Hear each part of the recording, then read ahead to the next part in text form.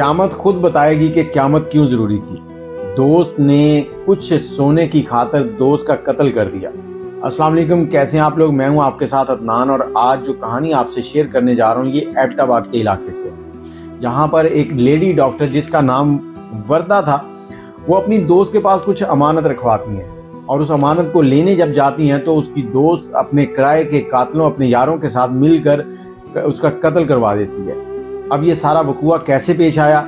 2023 میں ڈاکٹر وردہ جو ہیں وہ پاکستان سے بیرون ملک سفر کرتی ہیں، اور اس سفر پر جانے سے پہلے انہوں نے سوچا کہ میرے پاس جو گولڈ پڑا ہے کیوں نہ اپنی سہیلی کے پاس رکھوا دوں۔ سہیلی کا نام ردا ہے، اور یہ وہ سہیلی ہے جس کے ساتھ ڈاکٹر وردہ جو ہے ہر بات اپنی ڈسکس کرتی ہیں کہ میں فلاں ٹائم ڈیوٹی پہ جاتی ہوں، فلاں ٹائم میں کھانا کھاتی ہوں، ہمارے گھر میں آج یہ پکا ہے، ہم نے یہ پکایا، آج مجھے بخار ہے، ہر چیز شیئر کرتی ہوں۔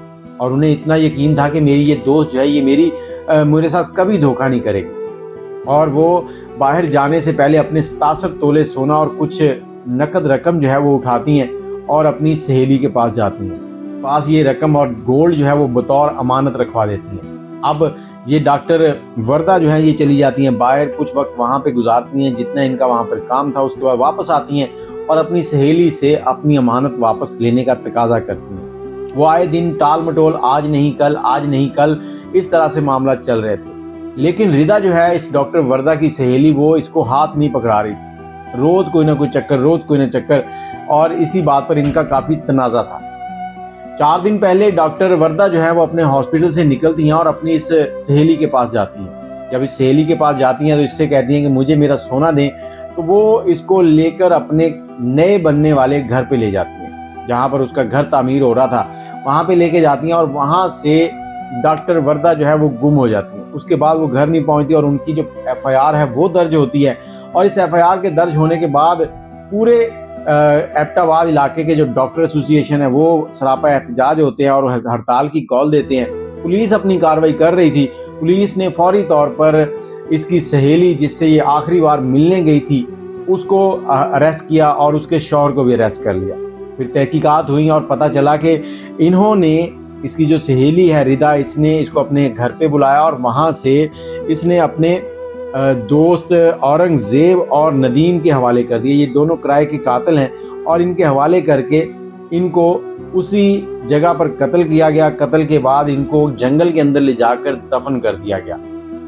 اب پولیس کی ایک ٹیم گئی جنہوں نے وہاں سے لاش بھی برآمد کی ہے، اور یہ ڈاکٹر کی سہیلی اور اس کا شوہر جو ہے وہ پولیس کی حراست میں ہے، اور باقی جو معاملات ہیں وہ چل رہے ہیں۔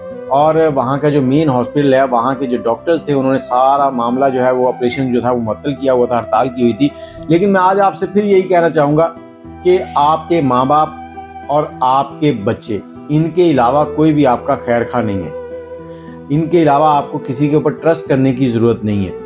اس سہیلی نے کیا کیا تھا؟ اس ڈاکٹر نے اپنی سہیلی کے اوپر ٹرسٹ کیا تھا، اور اس ٹرسٹ نے اس کی جان لے لی۔